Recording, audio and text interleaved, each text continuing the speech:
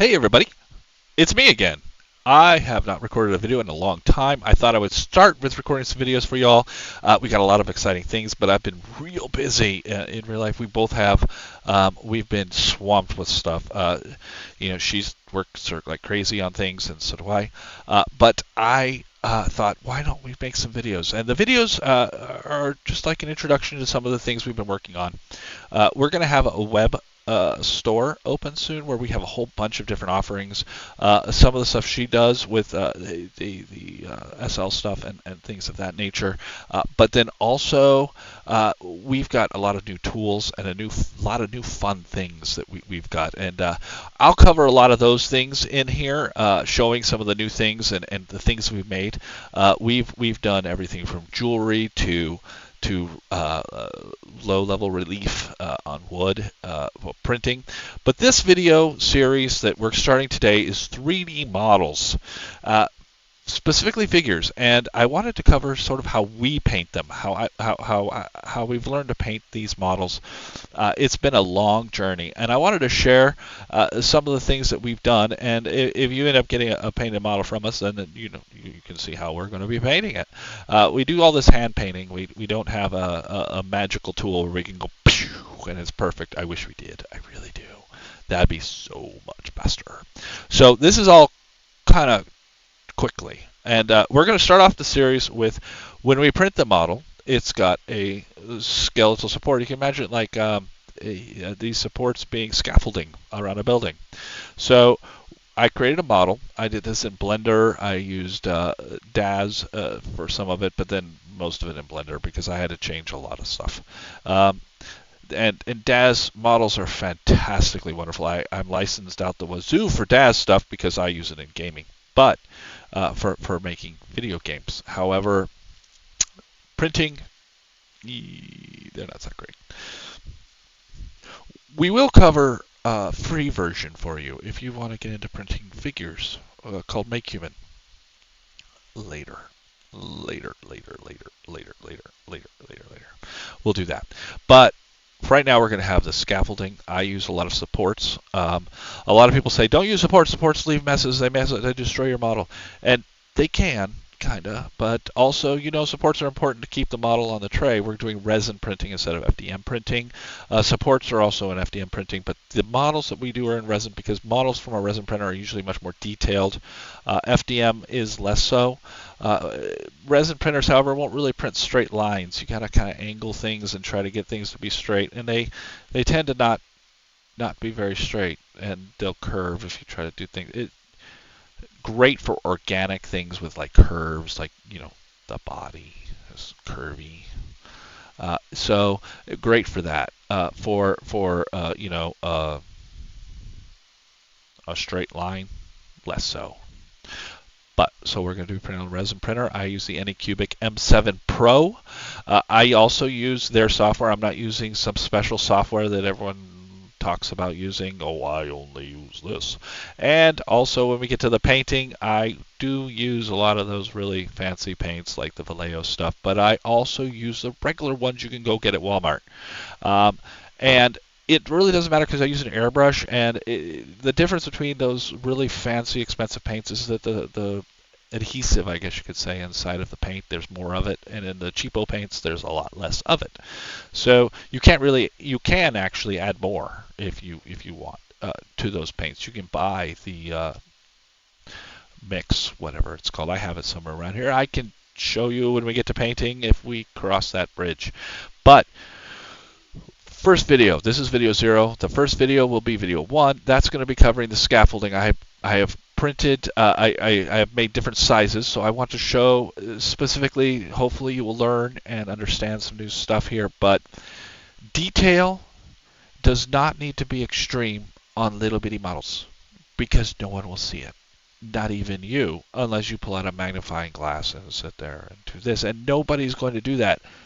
Not even you. So, your detail needs to scale with the size of your model. When you get to these large models, I'm sure you've looked online and you've seen all these people doing all these videos on how they make this amazing model, and it's like, oh my gosh, I wish I could do that. Well, I'm going to show you how to make something not quite as good as like ground affected. That guy is just crazy good. I love his videos, his artwork. Wow. I can't imagine how much it would cost to have him print something, paint something for me. It'd be like a fortune. But wow, and he's funny. I like him. I don't know him. I've never met him in my life. I've just watched his videos, and I have to tell you, he is awesome to watch, and funny, and the way he talks and everything he does, it's hilarious. So, but he's an artist that's just great. But I'm going to show you how I do things. Looking online, I saw, when you go to get a model painted, a big discussion. I was looking through all these different things. Pricing is always something that's very wishy-washy, water out there. What do I price things at? And it's always a running argument inside my head on what things should be priced at, especially as we're starting to put together this web store. We're getting like the UV Make, which we helped join the Kickstarter for. Anyway, that's a UV printer.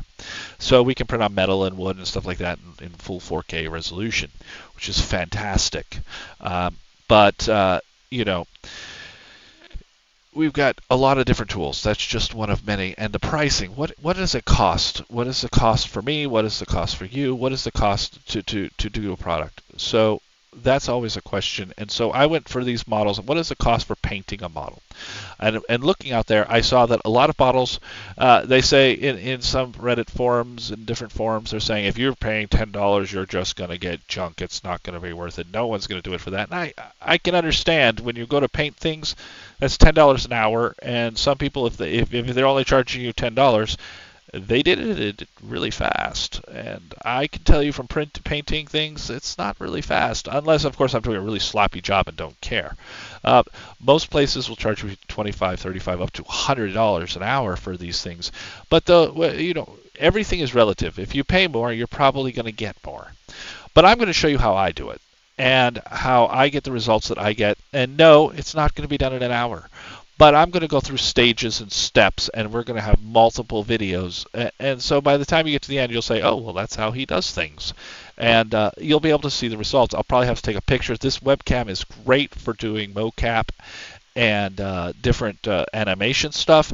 Is not great for close-up detail because even though, I can see my hand pretty good, when I take this teeny tiny little model, which would be the tabletop variety version, it tends to not do so good. It just blurs. Look at that, as it blurs out. My hand might be there, but not the model. If I take and let me try to put it on the back of my hand and hold it up there, it's still just a blurry mess. But this, if you were standing up, would be the 1.5 inch model. Let's see, I don't think I can, let's see if I hit focus or anything. I can kind of get it to show up a little there. It's tiny. This would be about 1.5 inches if she were standing up, but I did sitting down. So it's just teeny tiny. And we have varied sizes we're going to be going through. I don't think I've gone through them on this version of this video because this is many versions of this video. Mostly because I had no sound. Sound apparently is important. So here's a little bit bigger. We're going to go from the 1.5 inch, which I'm going to call 2. And then this one would be 4. And I'm basing it on when she's standing up. But sitting down, it's 2 because from here, to here, I figure that's half of her body. So that'd be half of her height. And from here to here, her legs are folded in. See? So there. See, her legs are folded in. So this would be the other half. So that'd be the other 2. So 4. And then we have the next one, which would be 6. There we go. Yeah. Yep. And the next one, which would be an 8-inch model if she were standing up. But she's not. She's sitting down. So models changes again. It's the same model every time. Why? Because that's just what we're working with. And then we have our next model, which would be 2, 4, 6, 8, 12. The 12-inch model. This is much bigger and heavier. And then we have the 16-inch. back there. It's the one we're going to be actually removing the supports from, because it's larger. You can see what we're doing. You can see how it's all put together, and hopefully with that model we can you'll get a better view of what I'm doing, because I do use supports. Like I said, these models are solid. I print them solid. I print them solid because I'm going to tell you, when you print with hollow, for anything I'm cutting, if I'm making a really big model, like a lot of these I see in these videos are really big models. If they're holding an arm in their hand and going, okay, or a head that's this big, that model's really large. And so this model, everything I've done for this video series is going to be printed on my printer. I might do a sliced up one at the very, very end, maybe, I don't know, because I haven't sliced this model, but this model would be sliceable. It's got slice capabilities, slicing capabilities, based on just a few things there. I could slice that model up. Seams are always an issue, but so we're going to be doing that 16-inch model. We're going to remove the scaffolding. I use supports. I don't use any special software like Lychee and all these other ones. Like I said, I use just the Anycubic Photon software. I also generate supports. Click the button. For these larger ones, I used heavy supports. For the smaller ones, I use medium, and for the teeny tiny one, I use light. And that is because I want to keep the supports to be smaller, to remove a little bit better. I don't want to use heavy supports on a small model. If I use heavy supports on this teeny tiny model, then all I would have is a bunch of supports. I wouldn't have a model, and I'd never be able to clean it out. So try to use the ones that are necessary. You can figure what's necessary is how heavy do you think this is going to be. If you think it's going to be really heavy, use the heavy supports. If you think it's going to be moderately heavy, use the medium supports. If you think it's going to be light, which this thing is super light, light supports. A lot of people say, I go in and I only use 15 supports on this, and I set you and I put it in there. Well, yeah, models are expensive when they fail. So that 16-inch model took 2/3 of an entire bottle of resin. That's like, if you figure pay $30 for a bottle of resin, that's like $20. I don't want it to fail and fail and fail and fail, because it kept falling off and turning into a pancake on the bottom. And nothing ever fails at the beginning. It always fails at the end. So we are going to be covering some failure things here. And in the sense of this one, I used medium supports. Now, I probably should use heavy, like I did for this one, which is the exact same model. But I used medium. My mistake. And in medium, it didn't fail all the way, but it did fail the big cut right here. So I'm going to cover in like the second video, how do I repair something like this? Because I just spent, this was probably about a half a bottle of resin or so forth, because it's solid. It's solid. It's not hollow. So this was a lot of resin. How do I fix something like this so I don't waste it? So I don't say, hey, look, I just burned all that money into a resin ball of trash. I'm going to show you how I would fix something like this, if it's fixable. I mean, if it's in pieces, you can't fix pieces. But we're going to use some things we have around the house, speckle, and some things we don't, like resin. Maybe the resin you use to make this. I'll try to use the resin I use to make this, the bioresin, and try to seal this up so it's the same color. It doesn't affect the painting when I do it. But the speckle, like you fill holes in the wall, will be used as the filler. And then I'll use a cheap paintbrush to paint that on. I also have this wonderful flashlight, which is a 495 nanometer flashlight, that UV light, so that I can harden that resin on there. And then we'll drop it in our once it's hardened to a point where it's there, I'll toss it into the UV chamber to just make sure it's really good.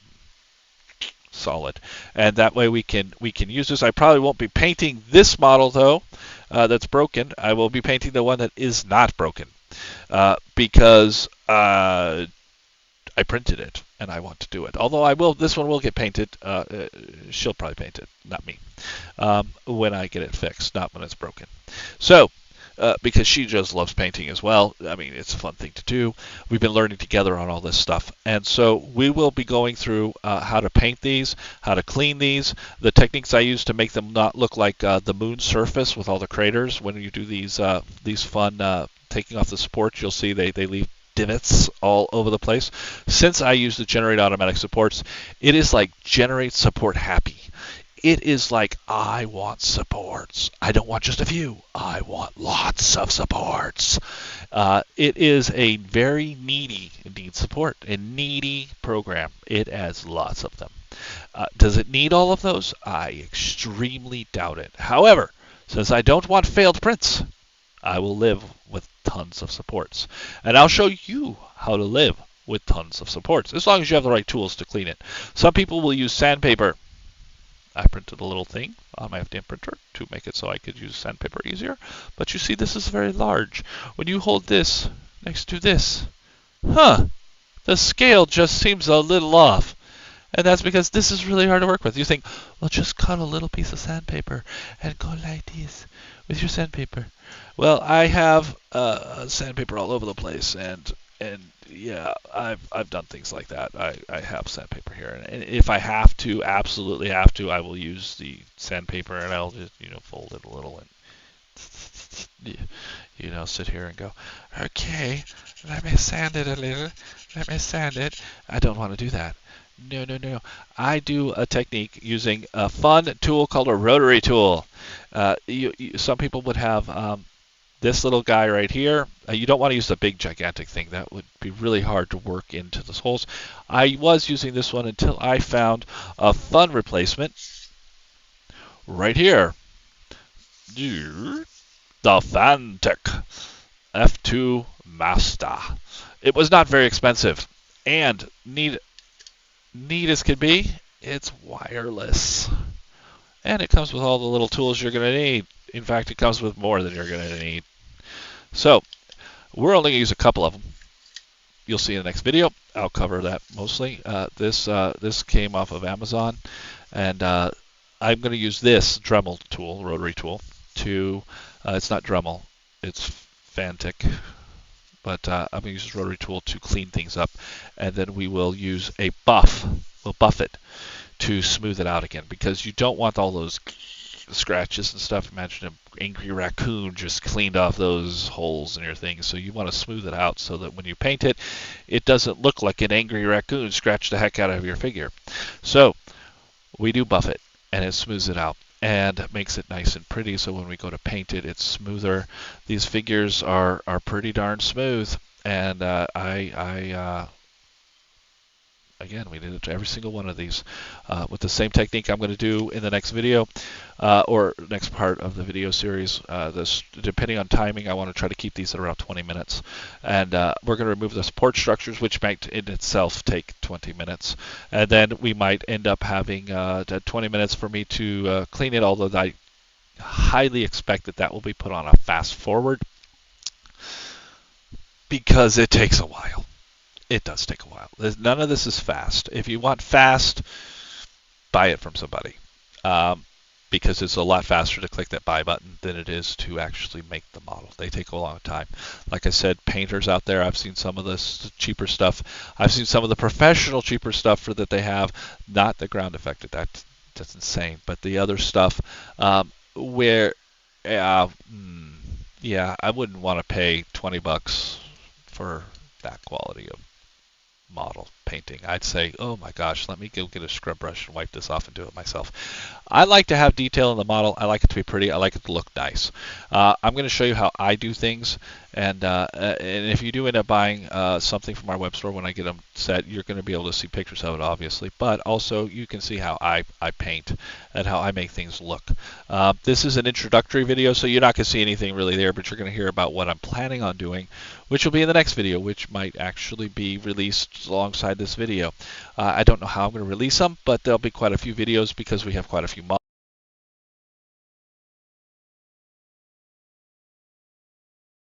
So my headphones turned off. They said, I'm not going to keep playing for you. Probably because there's no sound coming from the outside to be playing through the headphones itself. I'm just recording. I probably should have some sort of sound, but I don't know if that sound will be actually translated into the video. It might not. I can press play over here for this relaxing music I listen to, which is just some YouTube channel. Beautiful, relaxing music. It's very relaxing. You can hear it because it's actually playing on the TV set right now. I can switch that over to my headphones so they don't turn off on me, and then that would change it. But you see, that's what I listen to when I work because it's relaxing, and I don't like stressing out.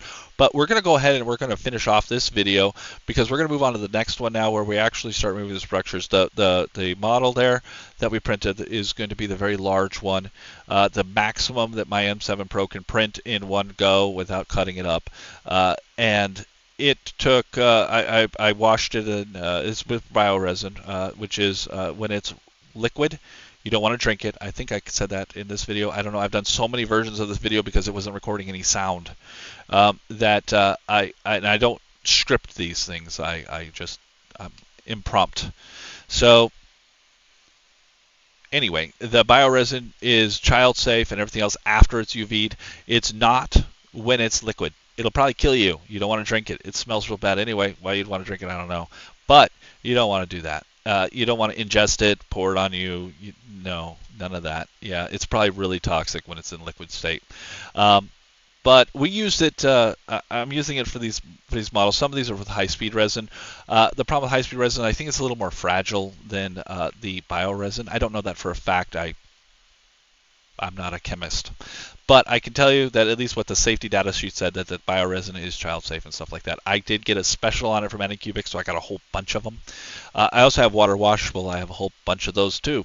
But I have my alcohol bath there. I put it in for 20 minutes, and then I took it out of that and I put it in the dryer for 20 minutes, and then found out it wasn't dry after 20 minutes. So I put it in for another 20 minutes, and now it's finally dry. So we're going to be using the large model to remove the sports. Remember, you don't want to do this with a wet model. It needs to really be a dry model. You need it dry. If you don't have a dryer, then a hair dryer or any other dryer or a big fan, you can sit and blow on it for 6 hours, or just leave it overnight until it dries up. But you need to have it dry before you try to remove the supports and do all the rest of this, at least with the way that I do things. Some people might like to do it when it's wet. I'm not one of them. I don't like rubbing alcohol all over me. The smell is just fantastic. No, it's not. So it's dry. It's dry. So we're going to work on it dry, and I'll record the removal of the supports and how we have to be really careful so we don't chop off fingers and toes. And we'll see how it goes. Hopefully everything I said, like I said before, I actually did say before. But if I didn't, sorry. Like I said, I've done this video a lot of times. This is the fourth, or I think this is the second part of the fourth video. And so we've done it. I've done it a lot because I couldn't get the sound to come over. Like I said, the headphones then in this video just decided I don't want to work anymore. So, well, I'm going to leave you on that note, and we're going to go on over to the next video. So I will see you there, and I hope you stick around through the whole series and enjoy what we have, or what we have to offer you as far as showing you and teaching you some new stuff and trying out new things. I haven't had a lot of time to make these videos, but I'm trying to make some time to try to relieve some stress because this is fun stuff, and creativity, as you know. Channels get creative. I try to be creative. I haven't been able to be very creative. I've been more technical nightmare. So we're going to go ahead and we're going to get back into some creative mode so I can get some creativity going. Here we go, and I will see you there.